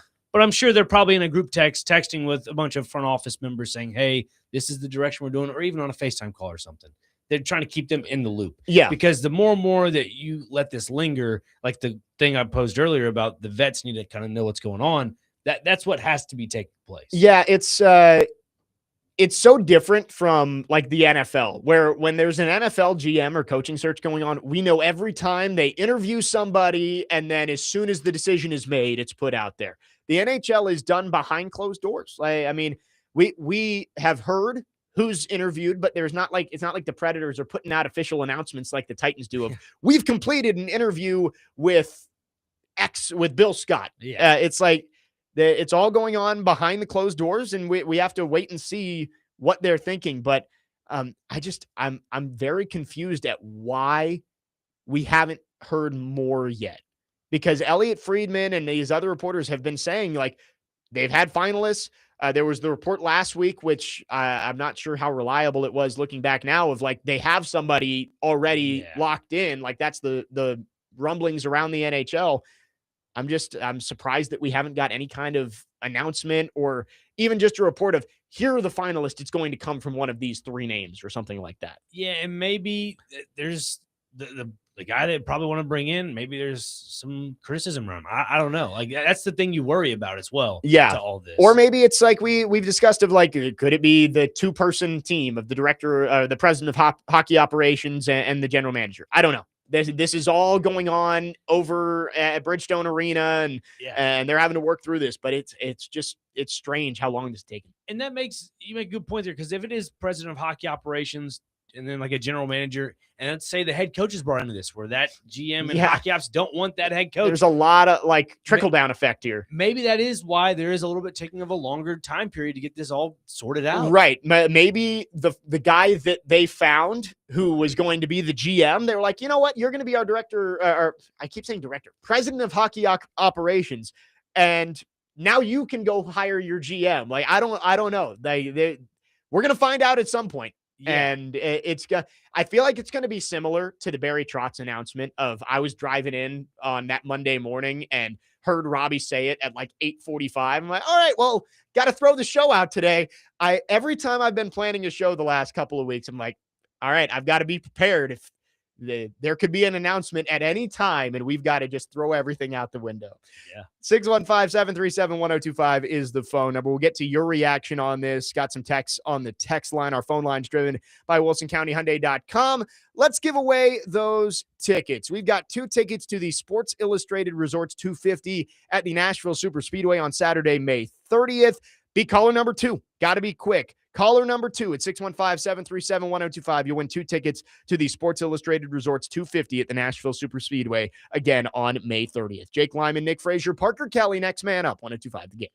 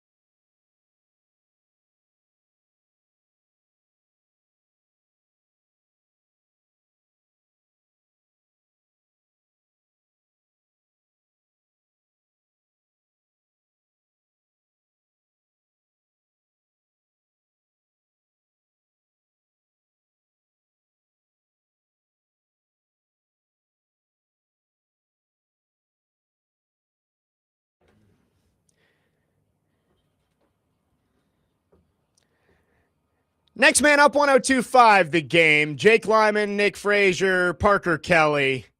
Have I ever told you my favorite story about this song? No, please So enlighten me. I went to, this was a while ago, maybe like a year ago. I went to Category 10, Luke Combs Bar Old Wild on Horse, Old Wild Horse, on 2nd Avenue. And it's a line dancing bar, right? Like there's always people in the middle. So we went up to the second deck and we're just kind of watching, and they played that song. And like, you know that song, right? Like, he hit that guardrail at 3:30. It's about his brother. I don't think it's a true story, but like his brother dying in a motorcycle accident.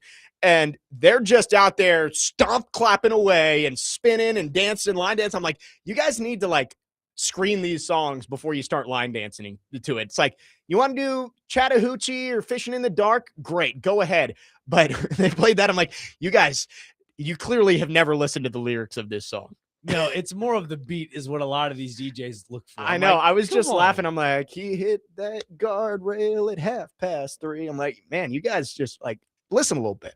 Yeah, like play a little Mud on the Tires by Brad Paisley. Right. That would work. Yeah, no. I mean, it worked. Like, I'm sure the dance was fun down there, but I'm like, just, I always laugh when I think of that. That's my immediate thought when I hear that song. Yeah, anyway, it's something. Yeah, I'm like, it's a sad song. Like, it's got a nice like melody to it. It's catchy, but it's a sad song. It is. We were talking about the Preds and what's holding up the GM search here. Want to get to your thoughts on the text line driven by WilsonCountyHyundai.com. Chip from Mount Juliet says Barry Trotz's input should be taken with a grain of salt. His input should be limited. Yeah, I mean, Barry Trotz has been such an integral part of the Predators organization for such a long time. And as Bill Haslam said, like when people were asking of, do you trust Barry Trotz to handle the trade deadline, knowing that he's on his way out? And he says, Barry will always do what's best for the Nashville Predators. I understand why people might say that of, you don't want just another one of Barry's guys taking over and continuing this. All right, it's Poyle. He picked his guy, which was Barry, and Barry picked his guy, which was X. I get that you don't want that, but I also think Barry Trotz knows hockey, like just in general. Better head coach than he was a general manager, but I trust Barry Trotz, if he is involved in this, is going to do what he thinks is best for the team. Again, not trying to bring Jalen Hurts back in this. Everybody's like, oh, Jalen Hurts, Super Bowl quarterback. Barry Trotz, Stanley Cup winning coach. I was at the parade. Like, can we not overlook that? That is something that needs to be put into factor. Yeah. This. And also too, like going back to the David Poole era when he was finished with his time as a GM, he set Barry Trotz up in his era for success. Barry Trotz, in a roundabout way, obviously signs a few players here and there, but you look at the draft capital right now, it's slowly building. Like that pick the other night with Vegas and Anaheim. That's now what that's a second now, the Vegas one. Yep. Yeah. So like there is some draft capital here for the Preds. And again, they still have some young prospects that are developing. You got Ryan Ufko playing for Team USA right now. I think collected his first point yesterday. So Justus Anand had a win in that 6-2 win with Finland. So there are good things happening with these younger players in the Nashville Predators. Just imagine when the new GM and president of Hockey Ops, if that is the case, comes in and just does well with the draft. Yeah, this is going to be a real, when they finally announce it, I am very interested to see what the reaction is, because most of the candidates you're just not going to know a ton about, right? Like if it's Bill Scott or is it Bill Peterson? Brent Peterson. Like if it's one of those guys, sure, you can look at what their organizations have done during their tenure, but they weren't the decision makers there. Yeah, they probably had input on some of those decisions, but for the most part, it's going to be about what's their personality, what's their leadership style, what is their view on your hockey team as it stands right now and the path that they want to take. You're not going to be able to get that based on their resume and what they've done in the past. It's going to be based on what they said in their interviews. So I'm not going to judge really anything that they do here. It's going to come down to what that person is able to do over the next 3 to 5 years, right? Like everybody wants to have the knee-jerk reaction of, oh, it's a good hire, it's a bad hire. Especially in a front office role, I just don't know how much you can actually glean from what they've done in the past if they've never done the job before. Like Tom Fitzgerald, different situation. He has been a GM before, and you can look at what he did in New Jersey and say, all right, that was a good decision, that was a bad decision. maybe you can judge that hire more. But if it's an assistant GM who's never done the job before, like I can't make a judgment. It's going to be wait and see what his vision is for the Predators in the future. Yeah, and to that point of like hockey ops and GM, like with that 1-2 punch tandem, you wonder if I'm not saying if there's friction already, but like we don't know what the conversations are behind closed doors right now. If there is conversations of those two kind of butting heads with their roles, maybe that's another reason why we're having a little bit of friction here. Yeah, and I don't know. Like Matthew in Nashville says, I like what y'all said. The holdup could be the potential new GM doesn't want to retain Andrew Brunette and some of the coaching staff, and I think maybe that's part of it. Is they're sorting through that stuff too. Of once you have the GM, the ownership and front office may nudge the new GM in one direction or the other, but I really would think that the new GM is going to get a choice of whether he wants to keep Andrew Brunette or not. And maybe he said, yeah, I don't want to retain him. And they've started to open up what that might look like as a coaching search instead of, all right, we're going to announce the new GM on May 19th or whatever it is. Then we're going to announce that Andrew Brunette won't be retained on May 23rd. And then we're going to announce a new head coach on June 5th. Like maybe they want to shorten that timeline and be able to put it all together. Yeah, absolutely. And that's kind of what really needs to happen right now. Because again, you make a good point with Jeff Kelty and the scouting department and the draft. None of that stuff's really going to change. This is more of what's happening for October. And that's what you really got to have your eyes set on. Yeah. I mean, the new GM is going to be, and I'm sure the new GM has been scouting these players in the draft too, and has his opinions on, but it's not like he's overhauling the scouting department a month before the draft, right? Yeah. Not changing 6 positions on the staff. Yes. The Preds scouts and the Preds front office are going to present the new GM with, hey, here's what we think of these guys. We're picking at 10. We like these 3 players. And maybe the new GM says, oh yeah, I really like that guy out of your 3. Here's another player that I really like that we could talk about. Like that's how it's going to go. It's not going to be complete overhaul. We're bringing in the new GM's way right off the bat. Like maybe that happens next year. Yeah. But it's not going to happen for this year's draft. And again, it reminds me a little bit of the Titans with what they did last offseason when they brought in a bunch of former GMs into their front office. I hope this is kind of the same trajectory the Preds are on, is grabbing guys that are well experienced in that certain job position. Like if it is president of hockey ops, make sure it's somebody that can really do that job. Yeah. And again, that's what the interview process is. Like it's easy as to say, but it just seems like they're bringing in more opinions into the room. It is funny with like the Titans specifically. They went from the year with Carthon and Callahan in there, 0 experience anywhere. Front office, coaching staff, nothing. And now you look 2 years later, you've got, Borgonzi's a first-time GM, but he's got Ziegler and McKenzie, who've both been GMs in his staff. Then on the coaching staff, you've got Salo, who's been a head coach before, Dable, Bradley, Fossil's been an interim head coach. Like it is funny. The pendulum just keeps on swinging. It's like, all right, we failed because they had no experience. Let's get all of the experience in the world.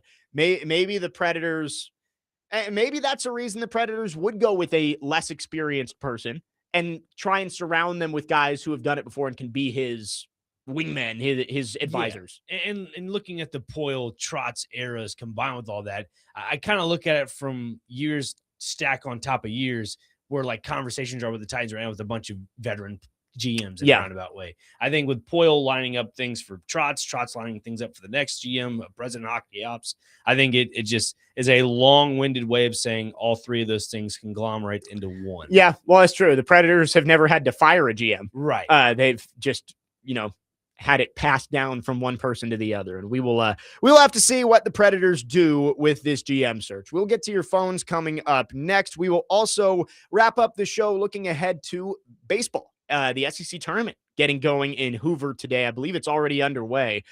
Ole Miss put out a graphic that they are the first college baseball program ever to use an ABS challenge.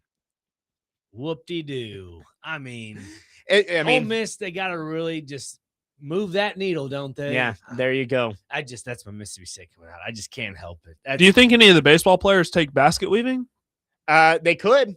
Hey, I saw somebody tweet this too, and I forget who it was. I want to give credit. Basket weaving's not easy. It's not.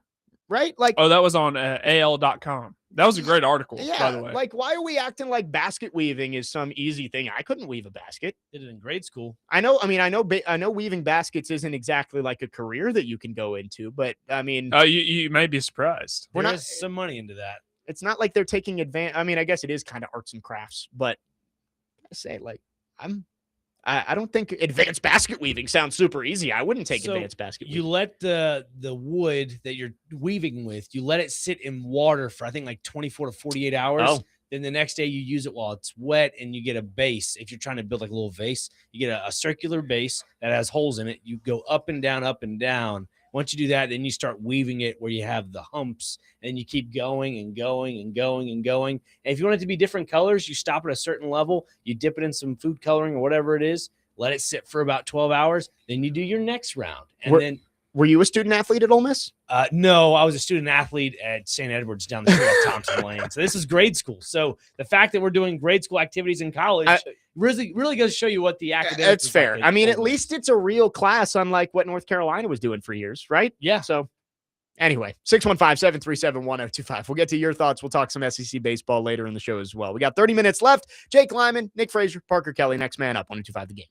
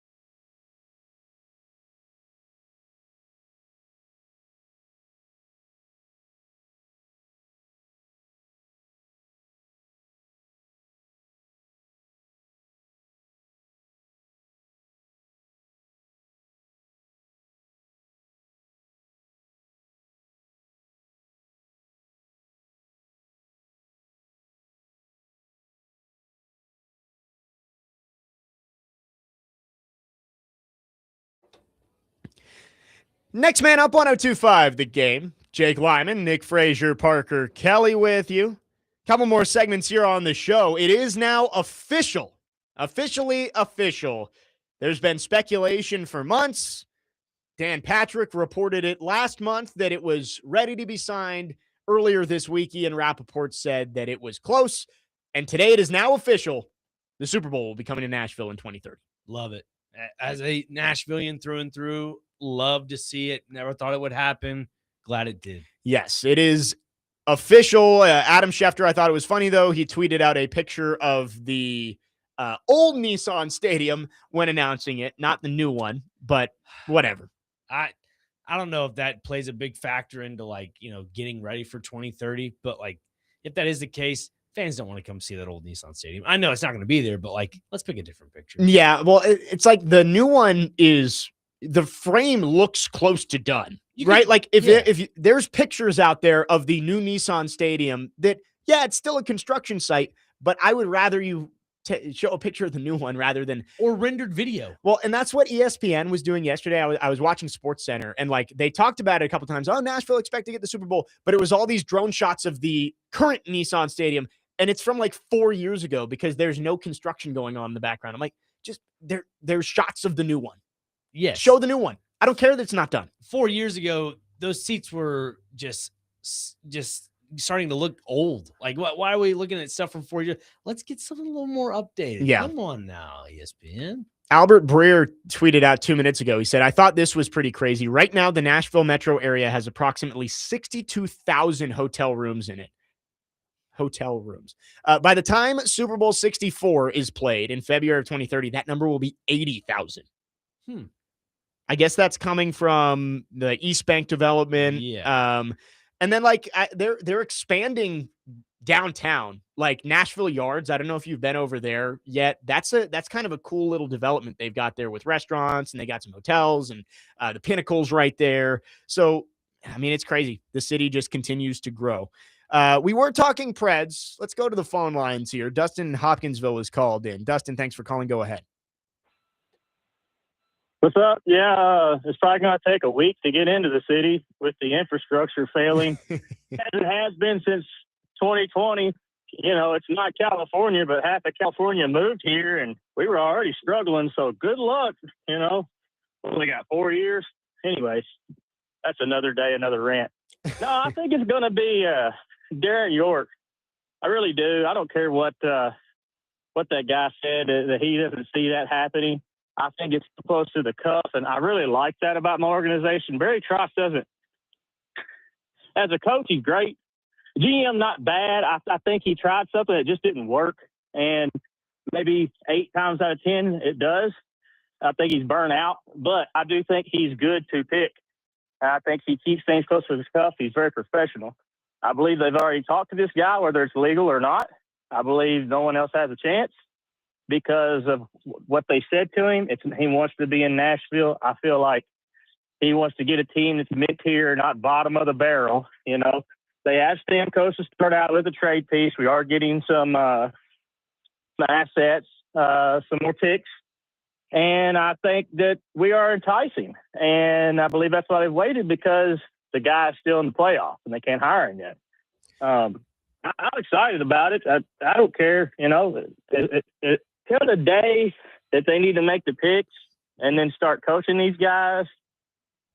You know, probably within 2 to 3 weeks, they need to, before the draft, they need to have the coach. So they put the plan together and see the scheme. But I don't care. Like, keep it close. I don't need to know as a fan. If I know, your loose lips aren't good leadership. So there's a few times every now and then you have loose lips and you let things out on purpose. But most of the time, loose lips does not lead to anything good. And I'm excited. I think their backup plan, if it were to fail, is going to be Tom Fitzgerald. Yeah. And I don't think that's going to happen, though. Yeah, thanks for the call, Dustin. I do agree with the point there of, I like that the Predators have done a really nice job of keeping everything close to the vest. And the fact that we don't know anything and there are conflicting reports out there tells you that nothing's coming out of the Preds organization that they don't want to get out. So I do like that. Most of this is just impatience from us, from the fans, of like, it's been 3 months since they started this search. You want to know, but taking longer, as long as you get the right guy, it doesn't matter. And you would hope that the Predators either feel like they have found the right guy or circling in on finding the person who can take over for Barry Trotz. Two things. One, it feels a little Nick Saban-esque, does it not? Not getting an answer just right now. Second thing is Bridgestone Arena. I'm not going to do it, so quit asking. Second thing is Bridgestone Arena's expansion will be done in 2030. And There I you believe go. there will be some hotel options. Just in time for in time for the Super Bowl. So maybe there's your extra, what? Yeah, it's at 18,000 between now and the Super Bowl. Adam Schefter also reporting that the Nashville Super Bowl approved 32 zip. No nays for Nashville hosting the Super Bowl, which Love to hear I mean, why would you not want it to be here if you're the NFL? You saw what happened with the draft. It's an up-and-coming city. It's going to be a state-of-the-art stadium. I don't see why there would be any dissension to that. Do you think they'll be in the set? Yeah, here we go. Yeah, there you go. Nick Saban, can you tell us which one of the options is going to be the next Predators GM? That's a classic Sabanism. I'm not right there. going to, so quit asking. And he was so hoarse when he said that too. Yeah, That was to Maria Taylor. Yeah, I think so. Yeah. And then he had to apologize after. Yes, he did. Yeah, that was an all-timer with Jalen Hurts and Tua. That was post Tua leading them to the national championship, right? That was game 1 of the season following the national championship. Right, that's what I was gonna versus Louisville and the Camping World Bowl. The opener. Yeah. Which I'm just like, man, Tua won you the national, and I know Jalen Hurts got you there, but Tua, with what he did in that overtime, takes the sack, and then was it Devontae Smith that caught the touchdown? As a freshman. Yeah, like that. There's no reason that Tua shouldn't have been the quarterback that year. Yeah. Anyway, completely off topic. That's all right. 615-737-1025 is the phone number. Last call for phones. We've got one more segment with you on this Tuesday. Jake Lyman, Nick Frazier, Parker Kelley. Next man up, 1025 The Game.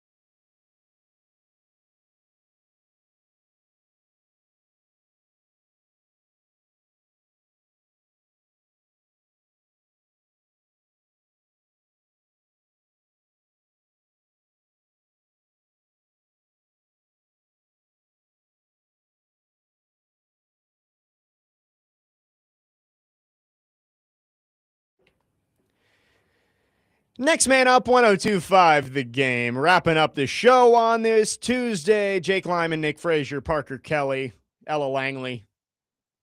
Talk about resets. There you Good go. reset right here. Finishing up the show today, don't forget Vanderbilt baseball coming up in just about an hour here on the station as they take on Kentucky. Andrew Allegretta on the call from Hoover, Alabama. Vandy needs to make a run. As of right now, D1 baseball and most of the projections for the tournament has them as one of the next 4 out. So not firmly on the bubble, but in the 5 to 8 outside the tournament, which means you've got to make a run in Hoover. I mean, I think the only way to feel safe is to win the whole thing. Now, if you make it to the championship and lose, I think maybe you give yourself some intrigue on Selection Sunday next week. But it's Saturday, actually, the week after, The week right? after, I think. Selection. No, it's Monday. It's Monday. Memorial Day. Yeah. That's what it is. I was like, I know we've done a show before When it was during the going selection on. show. I was like, Yeah. Was it Saturday? No, it's Memorial Day. So Monday, we will get the bracket. I think Vanderbilt is going to have to probably win the whole thing. But that's something that Tim Corbin teams are good at. Hoover, it's a ballpark that plays to their strengths typically, but the pitching has obviously not been up to the standard of what a typical Vandy boys staff looks like this year, partially due to injuries. Yeah, I think I was talking to Connor or somebody about this last week. Maybe been Joe. Just the ERA for this team as a whole has not been great. It's like been near 6, 7-ish, give or take. Just the entire bullpen, including, just not been good for them. But when you can sweep South Carolina to end your regular season going into the SEC tournament, that gives you so much confidence. To your point about Tim Corbin's teams kind of producing runs, and yes, the pitching has not been great. Tim Corbin's team in the SEC tournament, that is a different breed. Again, we talked about ABS earlier with Ole Miss. This, to me, bodes well for Vanderbilt. With Tim Corbin always being that coach that always is the next guy ahead of everything else, Yeah. I think ABS helps him in that regard. Yeah, I would agree with that. I did see somebody made the point that Tennessee might have an advantage if Tony Vitello was able to impart some wisdom on the team for the ABS, but I don't know. Would that be tampering? No, I don't think so. Because he's in a different league, right? True.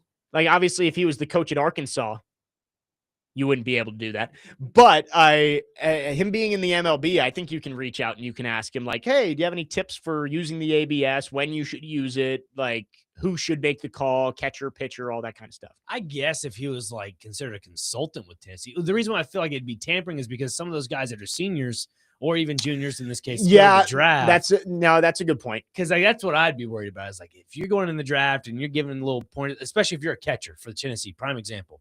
Let's say San Francisco needs a catcher, and if you do this, and this for ABS, that may help you out in your draft stock.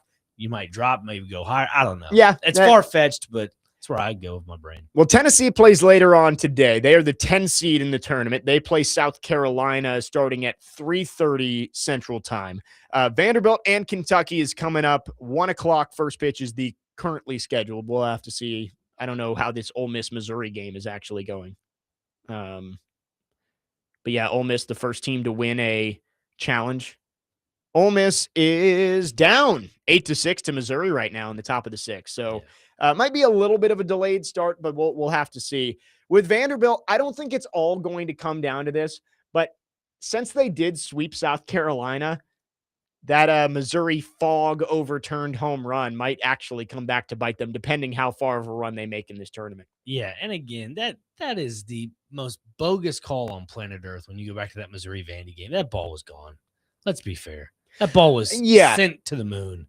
I agree. The TrackMan data, I think, proves that was a home run, but obviously no one saw it go over the fence, or at least no cameras saw it go over the fence, so you'll never know. And if it's that foggy, why are you playing? Why, that's the issue I have, is if it's that foggy, why are you playing, and why? Well, yeah, they had to continue it the next day anyway. Yeah. So shame. But who knows how it would have played out if they waited till the next day? Obviously, momentum was probably gone. Yeah, you're not throwing the same pitches. Yeah, I don't know. It is one of those things that you'll just never know what would have happened if they had called it a home run. But right now, Vanderbilt on the outside looking in. Tennessee firmly in, projected as a 2 seed and relatively kind of middle of the pack 2 seed. So they're going to be in a good spot heading into the NCAA tournament. Again, they play South Carolina later today. They will play Arkansas if they're able to win that. The winner of the tournament has to go, at least for Vanderbilt and Tennessee, has to go 5 games in 5 days to win the whole thing. Wow. Are you surprised? 5 games in 6 days. Sorry. Friday's an off day. Or either Thursday or Friday would be an off day for them. Gotcha. Quick one here. You surprised with LSU? The Yeah. drop off? Yeah. But that's a Jay Johnson thing, though. Yeah. Like, he's there. He's such a transfer-oriented coach of, like, sometimes those transfers work, sometimes they don't. Like, last year, he brought in a giant class, and they won the national championship. This year, they just didn't pan out. So, I would say surprised, because they're going to miss the tournament, right? Yeah. I mean, I would assume so. Unless they win the SEC tournament. Right. Yeah. So they're out. But the SEC, once again, is in a decent spot to continue their streak. There has not been a non-SEC national champion in college baseball since 2018 Wow. when Oregon State did it. Right now, according to D1 Baseball, the SEC would control 6 of the top 10 national seeds, and 7 of the 16 host sites would be SEC schools. Wow. That is wild. And they would get a total of 8, 9, 10, 11, 12 teams in? Yeah. Holy cow. So 12 of 16. If hypothetically here, say Vandy and LSU meet in the SEC championship game. Again, How funny would that be? that would be a wild story. But Vandy has to go through Florida, Alabama. LSU has to go through Auburn, Texas A&M, and then whatever that semifinal is. Right. That would be. Would you say both those teams get a bid? Oh, man, that'd be tough. Like, is that where we start prioritizing SEC schools over other But conferences? how hilarious would that be? You've got 2-time national champion head coaches squaring off in the SEC championship, and the loser might just miss the NCAA tournament. Like, that's Vanderbilt and LSU facing off. True definition of win or go home. That is the true definition right there. I love it. Scott on the text line with a little bit of a bold take here. He says, calling it now, SEC tournament won't be finished due to weather. Going to rain every single day starting tomorrow. I hope not. Don't do that. Fingers crossed for good weather down there in Hoover. But again, Vanderbilt starts its run, going to have to make a deep run at the very least, if not win the whole thing, to extend their NCAA tournament streak to 20 straight seasons. First pitch is scheduled for 1 p.m. with pregame at 12:45 right here on 102.5 The Game. Nick Frazier, always a pleasure having you in. Appreciate it. We'll do it next week. Thank you very much for having me, as always. Going to be a fun show tomorrow as Corey Curtis rejoins us. I'm hoping no screaming matches with Corey, but we will have to bring up his Michael Jackson Prince take. We won't spend too much time on it. He's gotten enough flack for it from TD and from Joe and from all of that, but excited to have Corey Curtis back in studio tomorrow at 9 a.m. But keep it tuned right here. Chasing Big Joe coming up next. Vanderbilt baseball at 12:45 here on 102.5 The Game.